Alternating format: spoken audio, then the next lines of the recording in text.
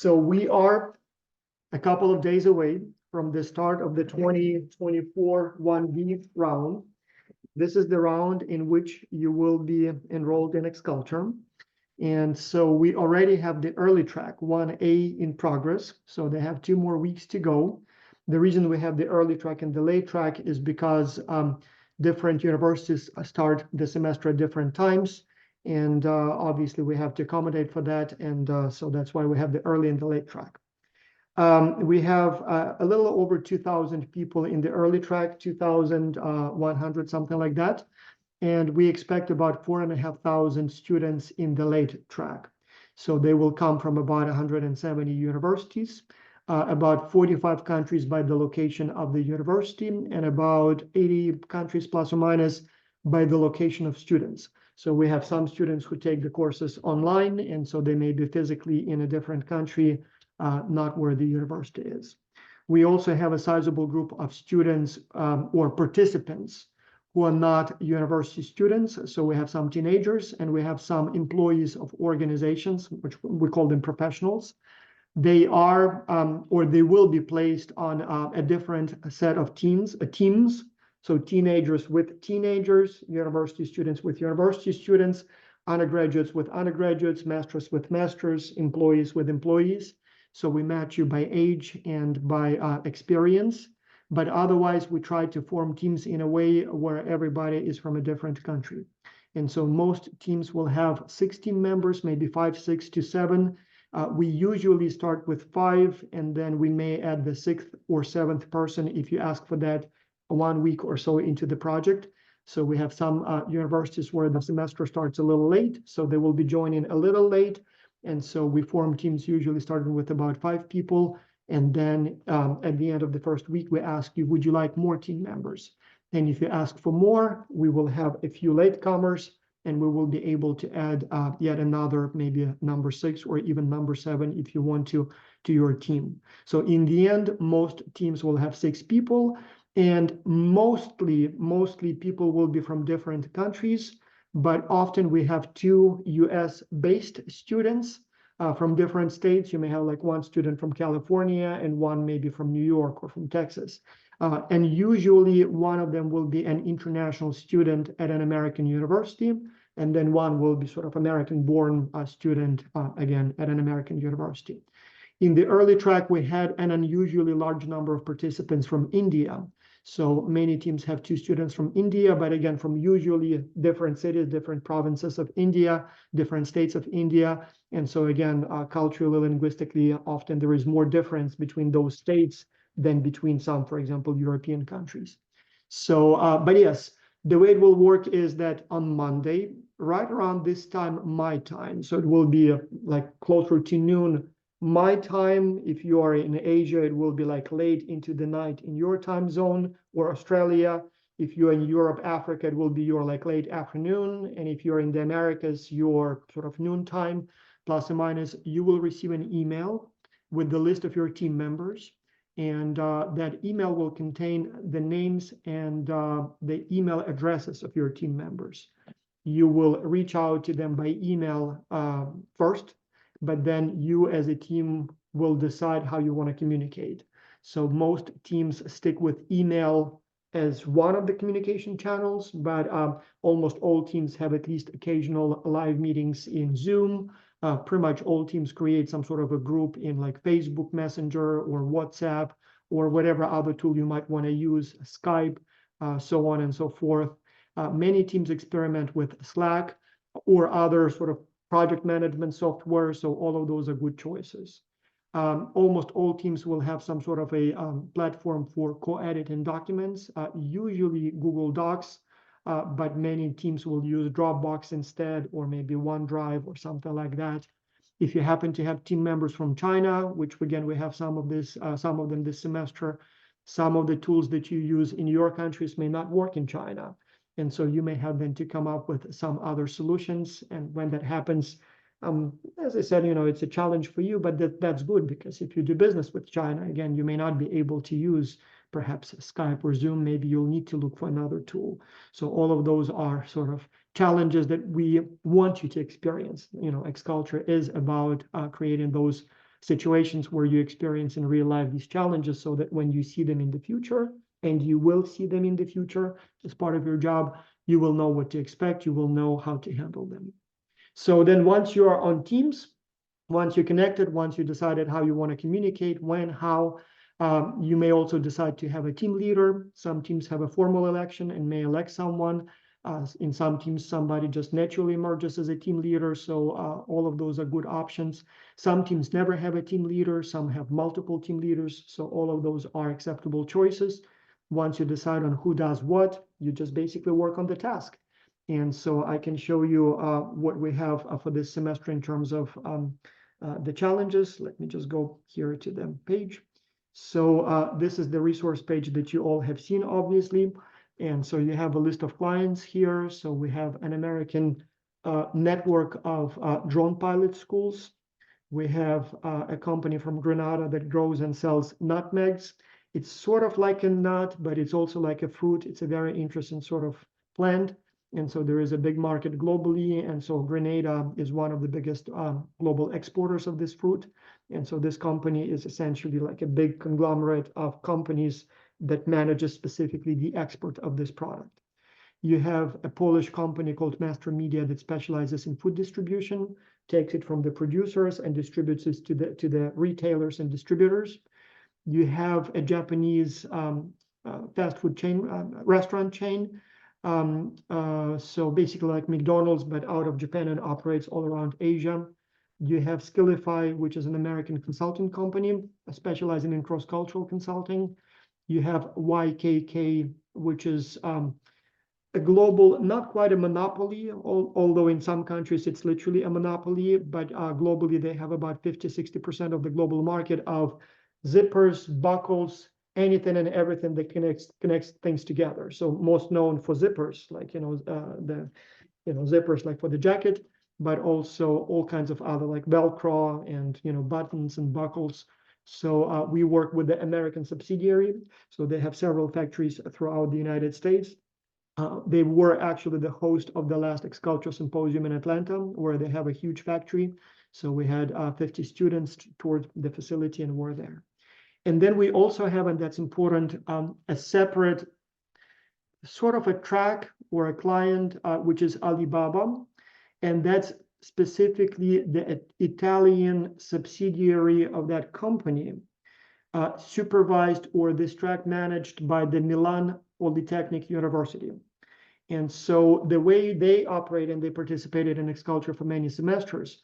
So the way they operate is so Alibaba, the platform is the client, but the challenges are presented by, in this case, four of these sort of clients of Alibaba's who sell their products on Alibaba or AliExpress.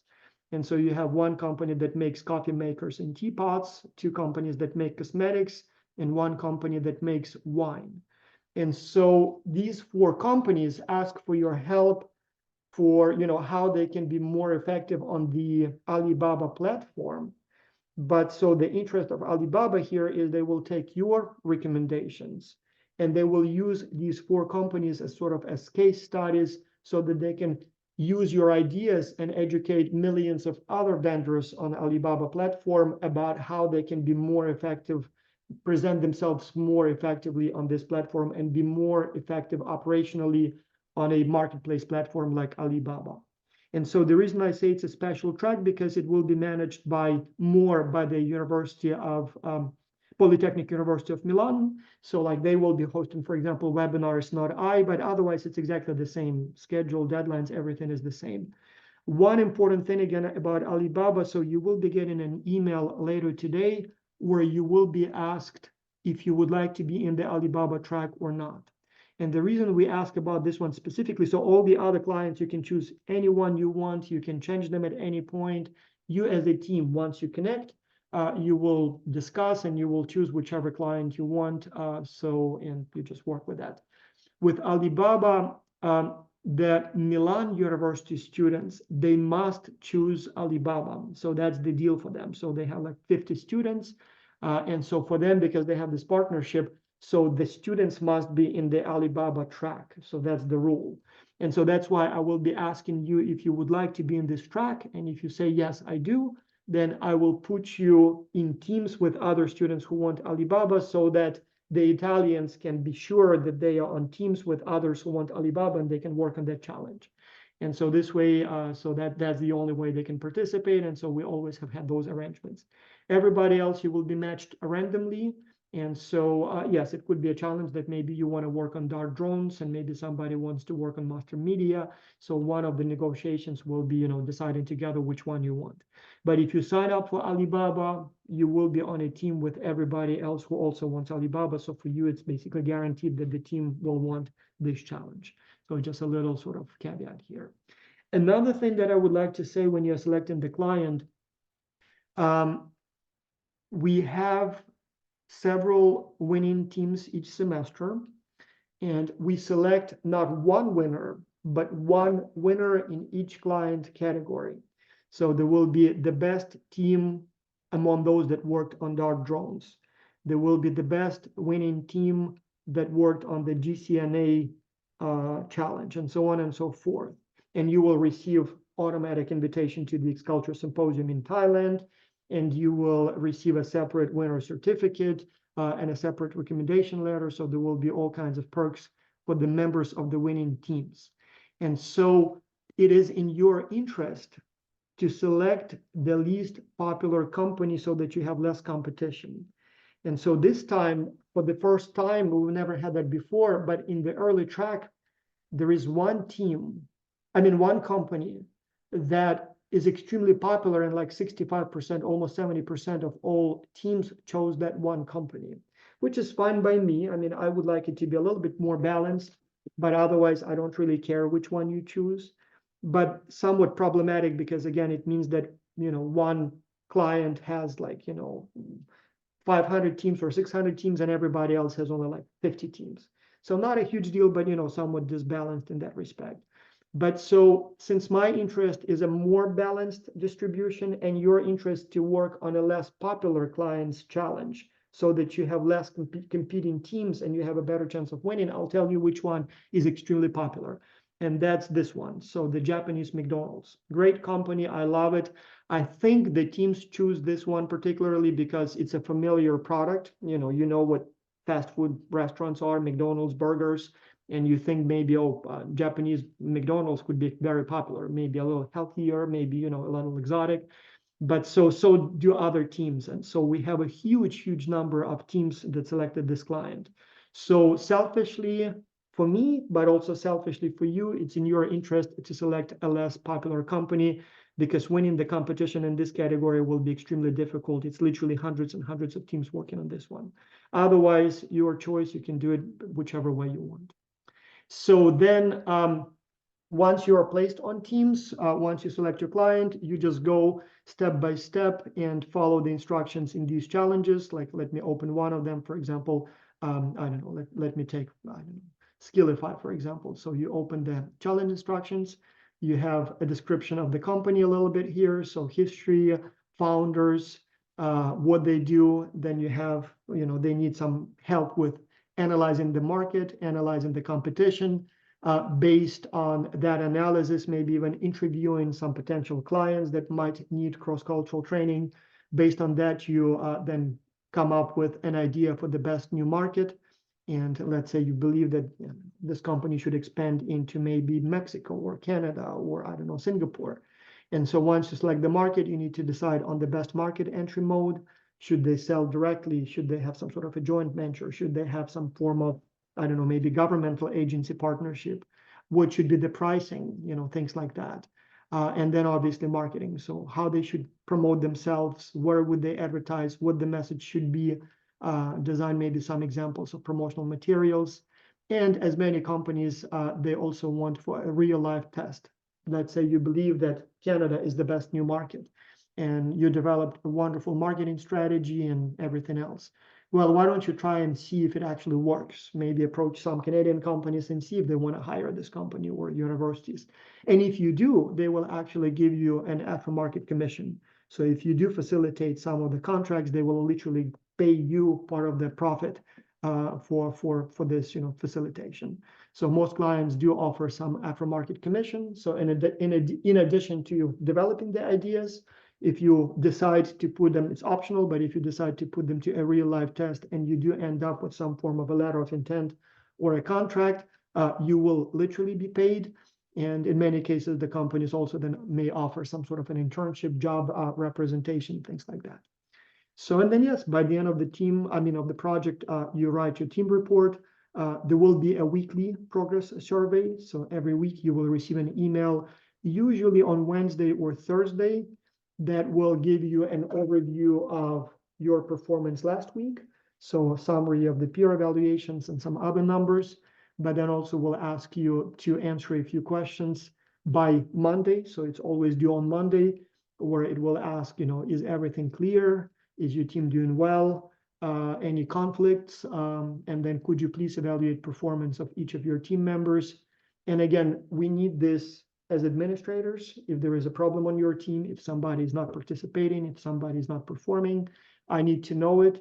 So this way, first, I can then send a coach who will reach out to that student or to that team that experiences problems to inquire what's going on, do some investigation, and try to help you. But also if somebody is, lazy or incompetent or maybe unethical, disrespectful, we need to know that. And again, if we cannot solve the problem, we will kick out that person from the team. So we need to know if there is a problem in your team.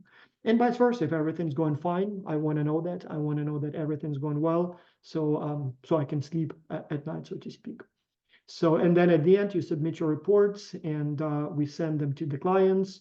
Each report will be evaluated by several professors. And so when everything is over, you will receive your certificate, a recommendation letter, performance review, and feedback on your work. And then, as I said, some of you may receive additional phone calls from the clients if you impress them enough, which happens all the time. So there are always several clients and several teams that the client says, "Oh, this is so good. Who wrote it? I want this person to work for me," or maybe want to ask more questions. And so that happens. That will be more in May or June after the project is over. So that's briefly the logistics. If you have any questions, you can put them in the Q&A in the comments window. I'll monitor that. But there are a few things that I wanted to discuss with you. And I see some of you here are my students. So one, X-Culture is an exercise. It's not an exam. So it's all about the journey. It's not about the destination. I want you to write a good report. I want you to write a report that will get a high grade, that will impress the client. But I care less about the report, and I care about the process of you writing that report with your international team. So you will have people from different countries, and so you will have to deal with cultural differences, time zone differences, institutional differences, all kinds of challenges of online collaboration. And so I care more about you having that experience and solving those challenges than the actual ultimate outcome.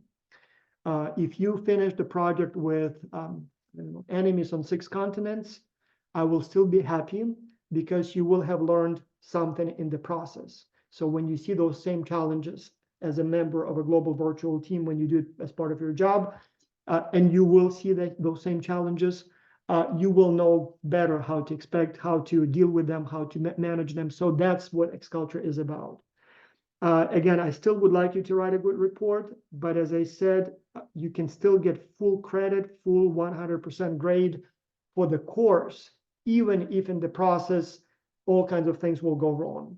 So don't worry when you have someone on your team who is too talkative, or maybe never speaks up, or maybe too bossy, or maybe too shy. Or there will be, I guarantee you, there will be someone who perhaps will not be as diligent and dedicated as you are, maybe not as fluent in English as you are, maybe not as ethical, maybe somebody on your team will plagiarize, or maybe some, who knows what other things can go wrong, all kinds of things. Time zone is such an inconvenient one that you never can have a meeting at a convenient hour. For you, if you are my student, for you, X-Culture is basically 100%, right? So literally 100%. So that's the project.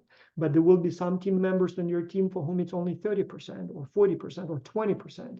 You may even have someone on the team for whom it's 0%. So we have some European universities where the rules do not allow to have a grade that is team-based. It has to be individual. And so there may be someone for whom it's not even a grade. And so you will be complaining about that because you think it's, it matters more to you than to them, and it's not fair.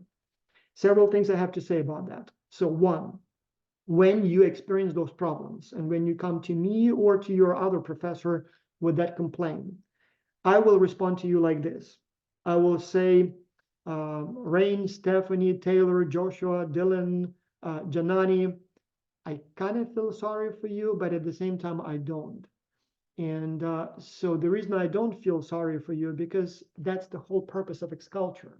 If you want to learn how to swim, you have to get into the water. If you want to experience and learn how to work with people from other cultures, institutional environments, countries, you have to work with them.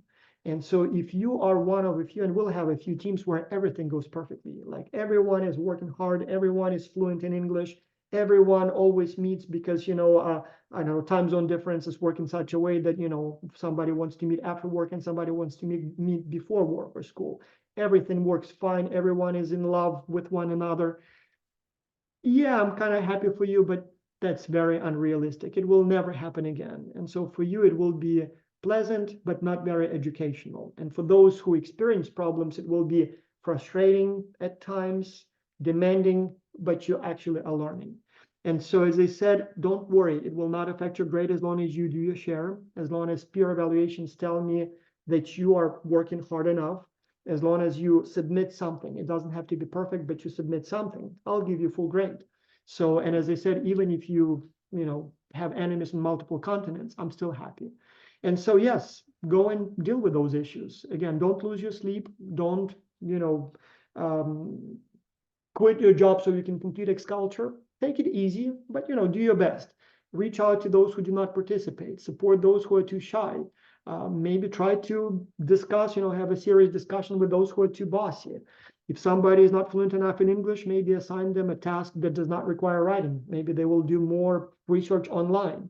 If you have someone who seems to be natural born leader, maybe ask them to do more coordination. If you have someone, who gets sick or who just broke up with boyfriend, girlfriend and needs a few days off, or somebody has a national holiday, plan for that, share about that, talk about those things so you can prepare for them. And yeah, work it out. So that's the whole purpose of X-Culture. And as I said, things will go wrong. So that's not really the purpose of X-Culture. The purpose is to give you a realistic preview. And the truth is that in global virtual teams, these things happen. And so I'd like you, sort of to learn from it rather than to be upset about it. If we wanted you to just have a good time, we would take you to Disneyland in Paris, for example, obviously expensive, but again, tourism is a very different animal from actual collaboration. So as a tourist, it's easy, but once you start working with people, that's where those challenges happen. And that's what we're trying to sort of give you an opportunity to experience. So that's one thing I want to say. Another thing, if you go to X-Culture's YouTube channel, you can see like a 6-minute video that I showed. But a couple of myths that you will probably believe in and maybe even perpetuate. So one, my students are master's students, and I will try to place you on teams with other master's level students. And then some of you may be undergraduates, and most likely you will be on teams with undergraduates. But the truth is that the differentiation, the difference or the classification into master's and undergraduate is a very American one. You will also see it in Canada, you will see it in Australia, some European countries, but it's not always the same thing. So we always have some students, for example, from India, who are classified as masters and who are like 20 years old or even 19 sometimes. The system is set up in such a way that everybody sort of seems like automatically gets into the master's program without a break between undergraduate and master's. Apparently the school is a little shorter. So you have a lot of master's students who are like 19, 20-year-olds with no work experience. and vice versa. You have, whereas, for example, in the United States, usually you do your MBA after a few years of experience. So most of the, like, for example, my MSIB, Masters of Science in International Business, most of you will be like, what, like 28, 30, right? So much older. Likewise, you have Hydro. Likewise, you have a lot of students, for example, in Europe, who are undergraduates, but they may be like on average 25 years old. Many have experience, many have managerial experience, and you have many undergrads who went back to school after like 20 years in industry.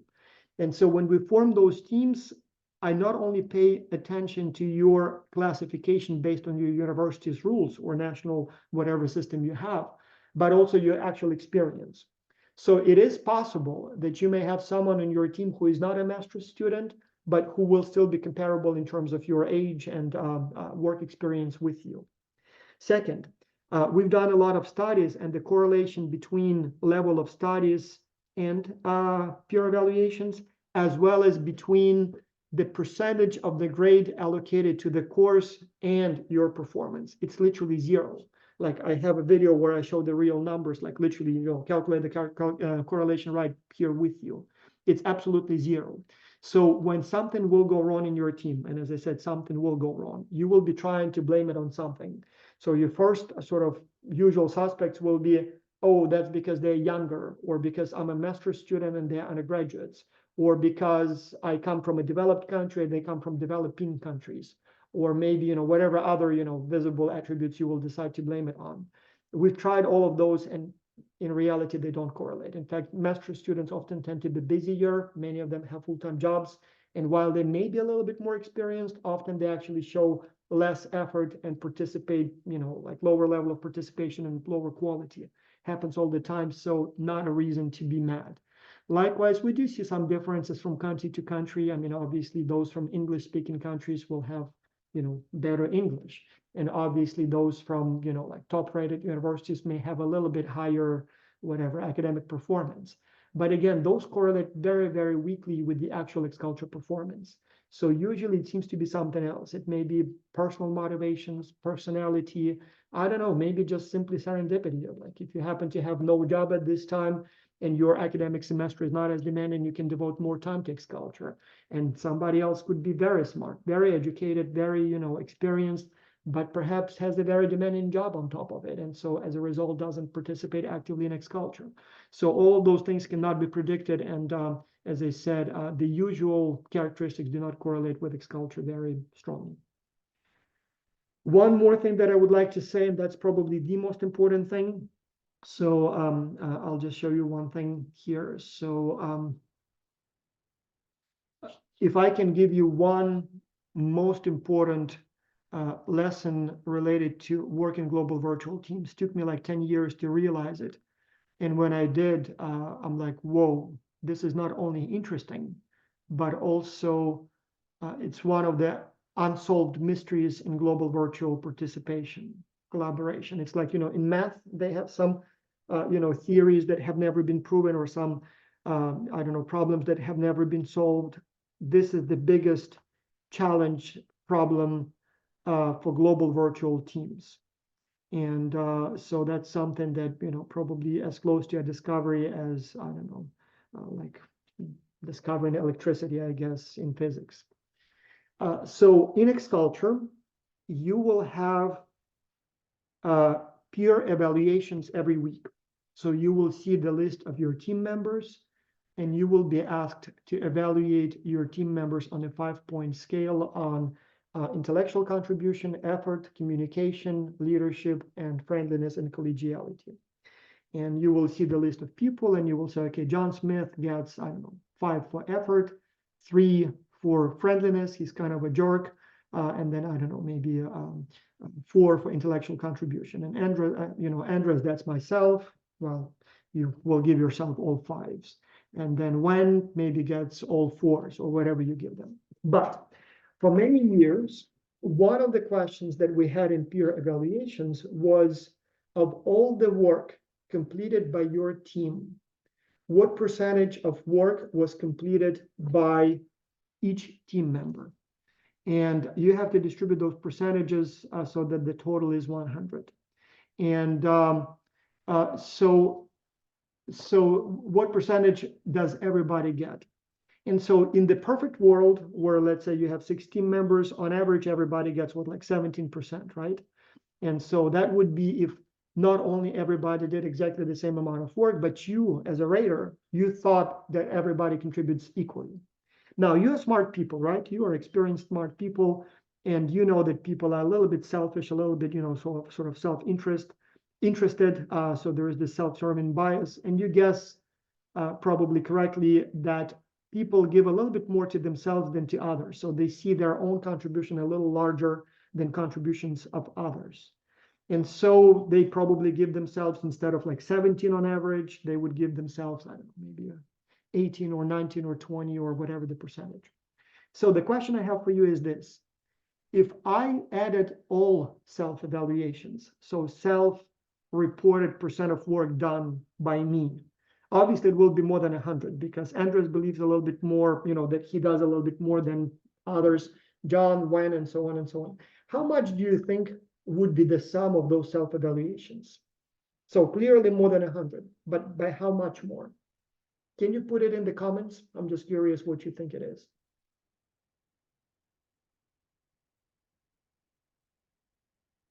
Most people believe that the sum of self-evaluations is more like 115, 120, maybe 130. The truth is that this is what those numbers look like most of the time.